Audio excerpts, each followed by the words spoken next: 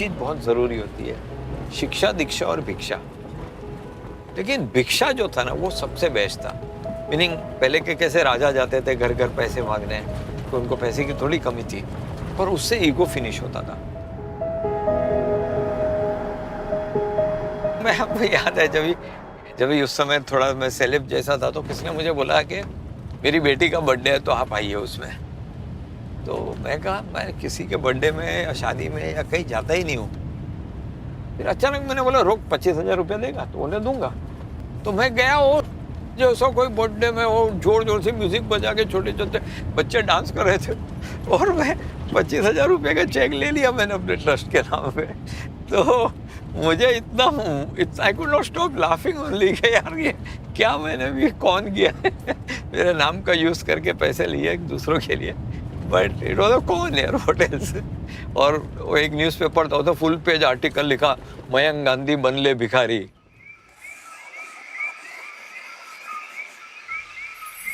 अरे नमस्कार नमस्कार। थांबा, आता लग्न होतं ना तेव्हा फोटोग्राफरचा खूप इम्पॉर्टन्स आहे, तसं इथे पण आहे। चला नमस्कार, कसं आहे?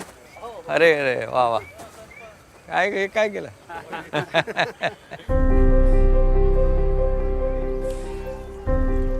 मेरा एक बचपन से ये रिग्रेट था कि गांधी जी के समय अगर मैं पैदा होता तो उनके साथ कंधे से कंधा मिला के लड़ता।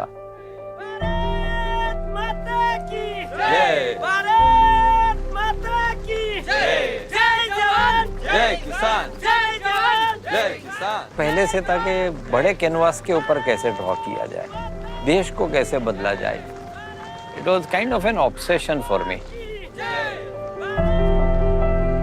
मैंने बचपन से बहुत गरीबी देखी।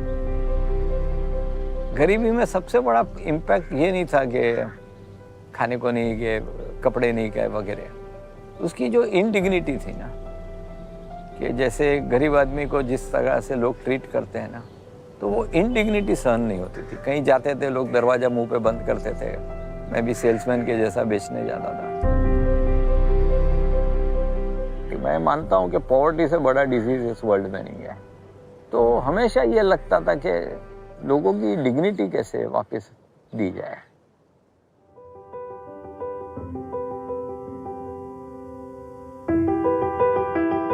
कभी भी ऐसा पॉलिटिक्स में मुझे इंटरेस्ट नहीं था, लेकिन politics in the narrow sense, erectile politics पे इंटरेस्ट नहीं था, लेकिन देश का फ्यूचर इम्पैक्ट करने में मुझे बहुत इंटरेस्ट था। 2011 में केजरीवाल मेरे पास आए और कहा कि हमने इस प्रकार से कानून बनाया है करप्शन के विरुद्ध, तो आप क्यों नहीं इसको पब्लिक में ले जाते हो, we must make it into a movement. तो मैं बहुत रिलक्टेंट था, क्योंकि उस समय मेरी जर्नी तो अंदर थी, तो और दुनिया से मेरे को कोई लेना देना नहीं। लेकिन केजरीवाल बीइंग केजरीवाल ने हॉल में जाके डिक्लेयर कर दिया कि मयंक कभी इस मूवमेंट को लीड करेगा वेस्टर्न इंडिया में।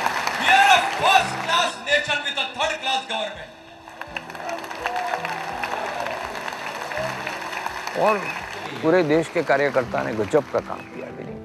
उसका क्रेडिट भले अरविंद ने ताज लेके अपने सर पे रख दिया कि मेरे चलते सब हुआ है, और हमने उस टाइम स्ट्रेटजी भी ये की थी कि एक लीडर को बना के, तो केजरीवाल 5 साल केजरीवाल जिंदाबाद, तो उसने ये बहुत सीरियसली ले लिया। मैं बहुत अनकंफर्टेबल हो गया, क्योंकि ये तो मैं कोई पॉलिटिशियन हूँ नहीं, मैं तो आया था एक मूवमेंट में देश को बदलने। और गांधी जी कहते थे कि the soul of India lives in its villages.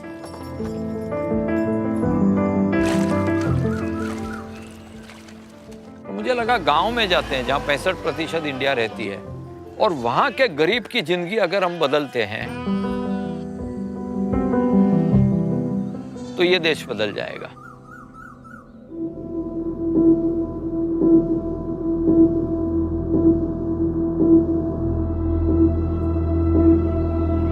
संध्याकाळी 7ला जाऊन केलं, सकाळून जी गेलं ती कुठं लपलं ती पताच नाही, तिकडंच रानात तिकाड्या वावरात बसलं जाऊन, सांजच्या पारी येऊन जवळच्या गावकऱ्याला शेतात केलं।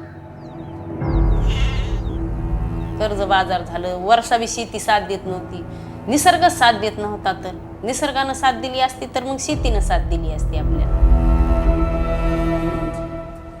पूजा करते काय काय नाही ती का बोलते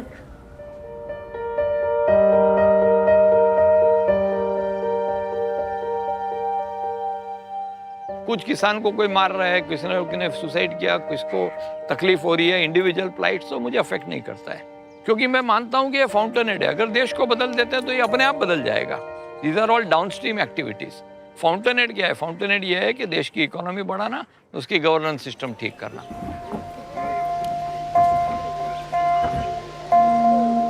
जब मैंने देखा कि सबसे ज्यादा सुसाइड मराठवाड़ा में हो रहा है, उसकी वर्स्ट अफेक्टेड डिस्ट्रिक्ट बीड है, और उसके अंदर परली तालुका जो है 106 गांव का, इंडिया का वाटर के एवरेज इरिगेटेड एरिया इज 40%, परली का 1.72% है। और ये एरिया ऐसा था कि यहाँ पे 3,500 रुपया मंथली इनकम थी टिपिकली, और डिप्रेशन में थे, पूरी जनता डिप्रेशन में। यहाँ कोई ऐसा एनजीओ भी नहीं आए थे। यंगस्टर्स को पूछते थे किसने दूध नहीं चखा था। तो इतनी पॉवर्टी थी, इतना डिप्रिवेशन था, कोई हेल्प नहीं था। सरकार तो समझ लीजिए क्रॉस ही मार दीजिए कि सरकार कुछ करती है। और 8 साल में 6 ड्रॉट हो चुके थे। मैंने कहा अगर इस एरिया को मैं बदल सका तो मैं देश बदल सकता हूँ।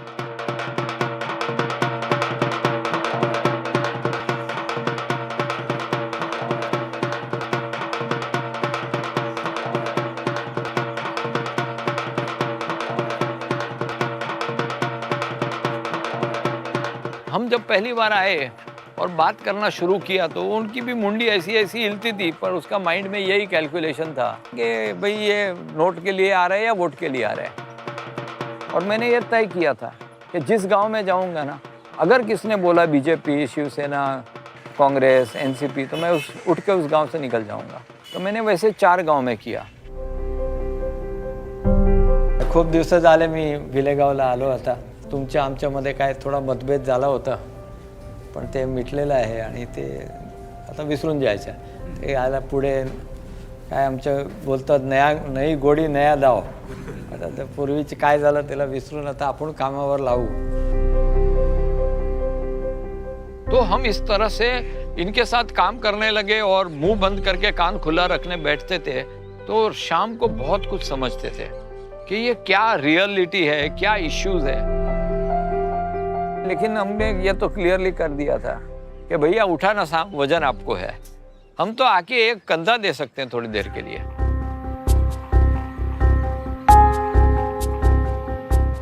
जैसे अपने शरीर के अंदर 70% पानी की मात्रा होती है, वैसे यहाँ के प्रॉब्लम भी 70% पानी के कारण है। एक बार का मुझे याद है, बारिश की सीजन थी, पानी खूब बह रहा था, तो मैं नदी के अंदर हाथ पकड़ के गया तो यहाँ तक पानी था। दोपहर तक गया तो यहाँ तक पानी था, और शाम को गया तो नीचे तक खाली मेरा।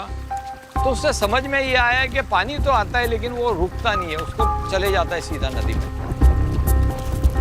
हमारा काम यह है कि दौड़ती हुई नदी को चलना सिखाना है, चलती हुई नदी को रुकना सिखाना है, और रुकी हुई नदी को जमीन के अंदर परकोलेट सिखाना।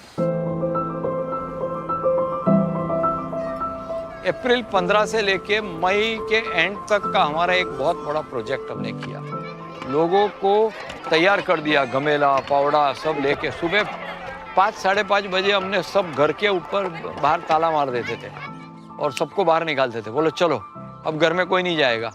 और 45-48 डिग्रीज का टेम्परेचर। सुबह 9 बजे तक काम करते थे वो 3 घंटा, और शाम को 6 बजे से रात को 1-1.5 बजे तक काम करते थे। यानी it became like a festival of changing their lives.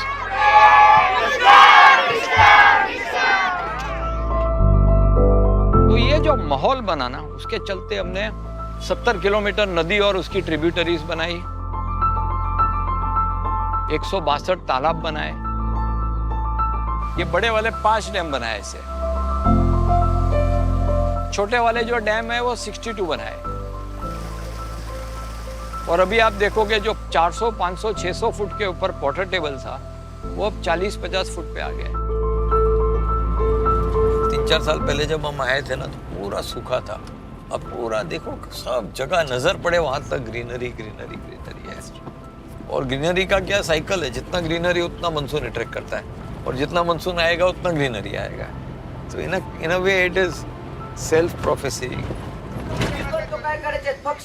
वीस तरुण जावा आणि त्याच्यात सगळं फेकून टाका. कसं आहे त्याची हिंमत लागणार. माझी बहिणीला एवढा त्रास देतात, माझी आईला एवढा त्रास देतात. तुम्ही काय करता सगळे? मी तिथून येऊ का मुंबईनी? तुम्हाला जवाब हवे. आम्ही तर सहकार्य करणार. सहकार्य नाही तुम्ही करणार, मी नाही करणार. आम्ही बंद करणार.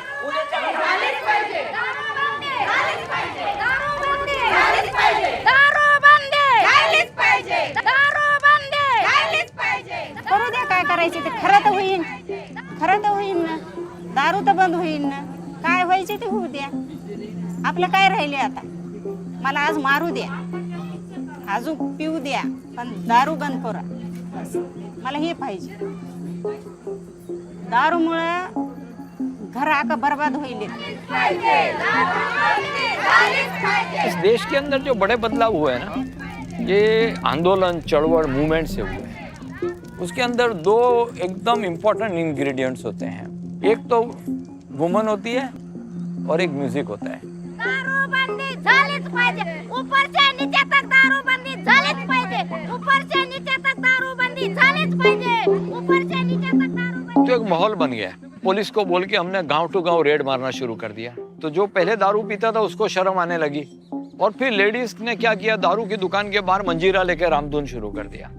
ऐसे करते करते 15-20 दिन के अंदर हमने सब जगह दारू बंद कर दिया. ये मूवमेंट मुझे लगता है is the victory of whatever we are doing. हाँ वही हवे.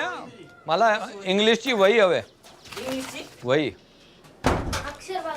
हो, अक्षर पण बघायचे आहे. मला वाचून पण दाखव. तुला इंग्लिश बोलायला येतो का? हा, काय बोलतात बोल.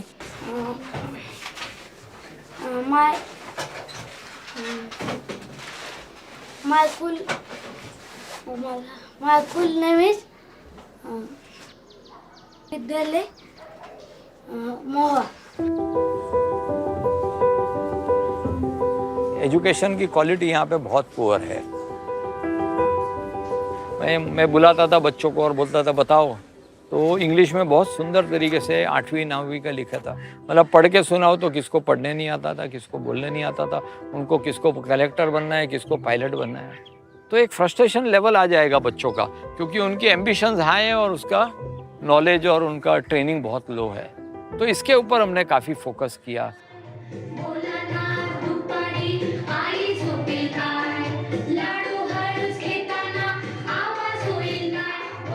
ई लर्निंग हॉल की वजह से हमारे स्कूल में पहले क्या होता था, बच्चे कभी स्कूल आते थे कभी नहीं आते थे, उनका पढ़ाई में उतना ध्यान नहीं होता था. मगर ये चेंजेस आने के वजह से उनकी भी दिलचस्पी एजुकेशन की ओर बढ़ती जा रही. जे असंच आपण सुरुवातीच्या काळामध्ये पुस्तकामध्ये वाघाचं चित्र बघायचो, सिंहाचं चित्र बघायचो, हत्तीचं चित्र बघायचो, परंतु विद्यार्थ्यांना त्या चित्रामध्ये तेवढं स्पष्ट संकल्पना होत नव्हती. परंतु ज्यावेळेस आपण टी व्हीवरती ई लर्निंग घेत राहिलो, विद्यार्थ्यांना समजलं की वाघ कशा पद्धतीचा असतो, सिंह कशा पद्धतीचा असतो, हत्ती कशा पद्धतीचा असतो. अरे सगळ्यांनी टाळ्या वाजवा. मी असा हात असा करून प्रॉमिस घ्या की मी हुंडा घेणार नाही. चला असा हात करा. मी बोलतो त्याच्या पाठी बोला. असा हात करा बेटा. तुझा हात काय झालाय? हा चला असा. मी हुंडा घेणार नाही. बसून जावा. चला.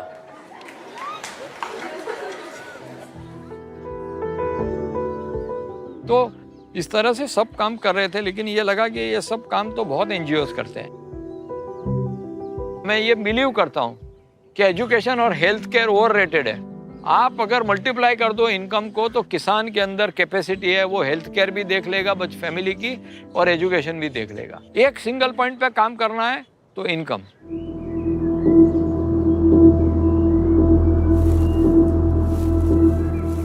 अगर किसान परेशान होता तो खाली किसान को मालूम पड़ता. पहले खाली कॉटन लगाते थे हम. तो 13 एकड़ खेती में एक साल हमने कॉटन लगाया. खर्च सब हो गया और कॉटन का खाली 1 रुपया भी आया नहीं हमको। मेरे पास दूसरा रास्ता नहीं था। क्या लास्टिंग सॉल्यूशन है, क्या बड़ा सॉल्यूशन है? उसको 50,000 देना ये सॉल्यूशन है कि यहाँ पे किसानों की इनकम बढ़ाना सॉल्यूशन है? क्योंकि एक ने सुसाइड किया तो 50 रेडी है ना, उसकी भी हालत वही है। इसने हिम्मत की, बाकी के कर नहीं रहे। यहाँ पे ना टिपिकली कॉटन और सोया होता था, तो हमने सोचा हम किसान के खेत में अगर चेंज कर देते हैं क्रॉपिंग पैटर्न, तो अगर जो आदमी 10,000 रुपया कमा रहा है, 15,000 रुपया कमा रहा है, उसको 2 लाख रुपया पर एकड़ की इनकम अगर हम कर सकें तो इनकी लाइफ एकदम बदल जाएगी। और that is the thought which was there कि मल्टीप्लाई कैसे करें इनकम देश बदलने के लिए।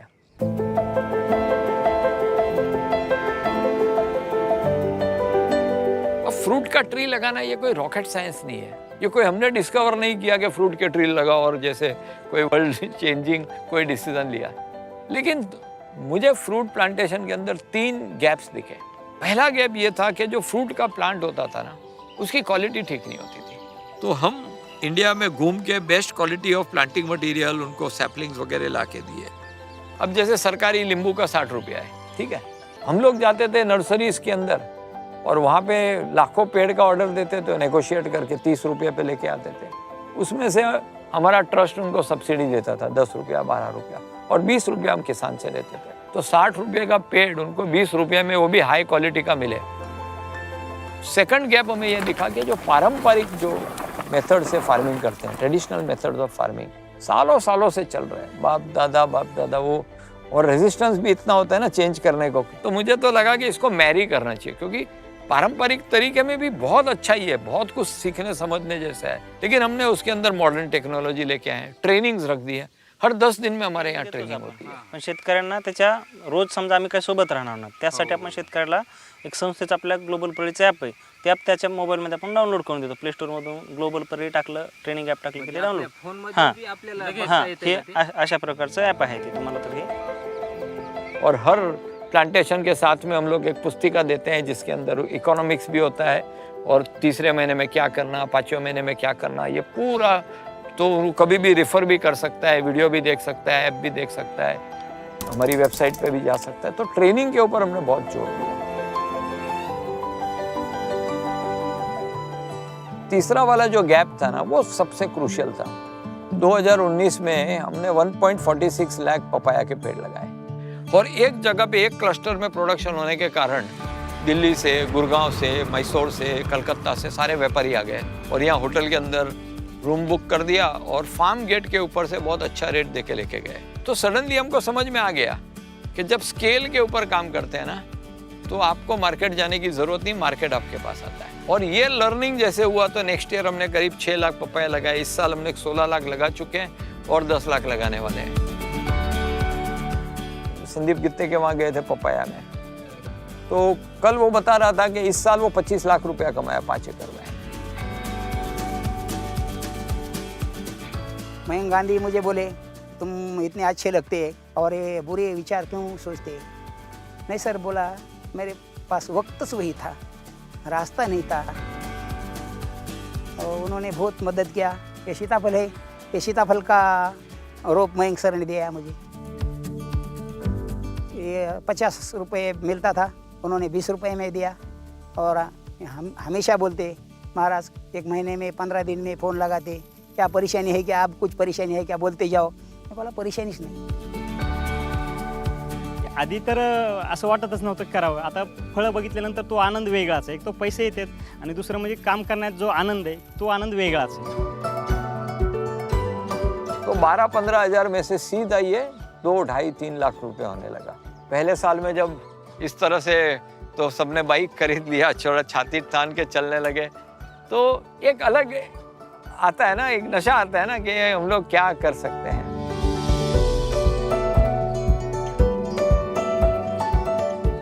1 लाख से लेकर 4 लाख तक की इनकम किसानों की हो गई है। अब ये वर्स्ट एरिया में अगर हो सकती है तो बाकी के देश में क्यों नहीं हो सकती? अब एक फॉर्मूला मिल गया ना, अब फॉर्मूला मिल गया, देश बदल सकता हूँ, ये कन्विंस हो गया हूँ। एक प्रूफ ऑफ कंसेप्ट हो गया है। अब लगता है जल्दी से जल्दी लोगों, जितना ज़्यादा लोगों तक पहुंच सकूं, जितने लोगों, और वहाँ पे मैं रेस्टलेस हो जाता हूँ। कोई इंडस्ट्रियलिस्ट मिलता है तो उसको मैं बोलता हूँ भैया मुझे स्केल अप सिखाओ, मुझे रेप्लिकेशन सिखाओ। इंडिया अभी जो है वो 4.21% जो है उसकी ज़मीन, एरेबल लैंड, उसके ऊपर फ्रूट प्लांटेशन होता है। चाइना 13.95% है। आप सोचिए कि अगर सरकार इसको हाथ में ले ले और इसको 11% तक अगर लेके जाए, and it is very easy and very much possible, तो 3.23 लाख करोड़ रुपीस का रेवेन्यू बढ़ सकता है इस देश का, which is 2.2% of India's GDP और 13.9% ऑफ इंडियाज एग्री जीडीपी। तो impact of this is massive. So while we are working at a worm's eye view, जमीन के ऊपर काम कर रहे हैं, लेकिन अगर बर्ड्स आई व्यू से अगर इसको देखेंगे तो ये पूरा देश को बदलने की कैपेसिटी रख सकता है। हमने करीब 1 करोड़ पेड़ लगाने के बाद ये रियलाइज किया है कि सब्सिडी, एडमिनिस्ट्रेशन कॉस्ट, ट्रेनिंग, ये सब कुछ, स्टाफ, सैलरी, ये सब मिला के करीब 25 रुपया पर पेड़ पड़ता है। और आप सोचिए कि 1 एकड़ में अगर 500 पेड़ लगते हैं तो 12,500 रुपये में आप 1 एकड़ को फंड कर सकते हो। और 1 एकड़ में 12,500 रुपये से आप करोगे और 2 लाख रुपया अगर वो किसान कमाएगा, not just 1 year, year on year, permanent उसको पॉवर्टी ट्रैप से आप उसको बाहर निकाल दोगे। एक किसान को नहीं, उसके पूरे फैमिली को, पूरा इकोसिस्टम को। तो हम समझते हैं कि ये नेशन बिल्डिंग काम है। जैसे कोई कॉर्पोरेट अगर 1 करोड़ रुपया देता है तो 4 लाख पेड़ लग सकते हैं। अभी इस साल का हमने देखा तो और 90% सर्वाइवल है, लेस देन 10% मोर्टालिटी है। और किसान इसका ऐसा ध्यान रखता है, अपने बच्चे को साइड पे करके इसमें पहले पानी डालता है, क्योंकि ये पैसा है। लेकिन सबसे इम्पोर्टेंट बात यह है कि जो क्लाइमेट क्राइसिस है उसको फाइट करने का अगर easiest, cheapest and fastest method है तो वह है मास प्लांटेशन ऑफ ट्रीज। अगर इस तरह से इतने कॉस्ट के अंदर इतना बड़ा इम्पैक्ट अगर हो सकता है, can there be a better thing that you can promote और सपोर्ट देन दिस? और पूरा मैनेज हम करेंगे, रिपोर्टिंग करेंगे, हमारे पास टेक्नोलॉजी के थ्रू एक सिस्टम है, जीपीएस के द्वारा मालूम पड़ेगा कौन सा पेड़ कहाँ लगा हुआ है, क्या लगा हुआ है, और किसानों का नंबर दे देंगे जिसको आप फोन करके बात कर सकते हो। तो एक तरीके से रूरल अर्बन डिवाइड जो है ना, इसको भी हम भारत और इंडिया को एक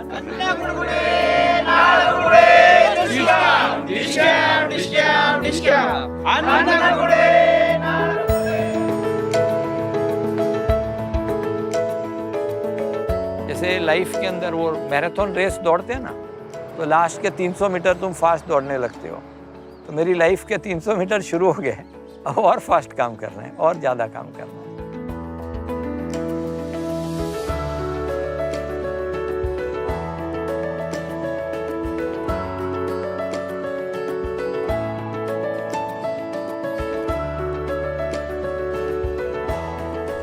ग्लोबल पर्ली का ये जो मॉडल है, ये ऑलरेडी 15,000 गांव तक फैल चुका है, जिसमें 9 डिस्ट्रिक्ट महाराष्ट्र के और 6 डिस्ट्रिक्ट मध्य प्रदेश के हैं। हमारा ये कार्यक्रम है कि अगले कुछ सालों में ये देश भर में फैल जाए।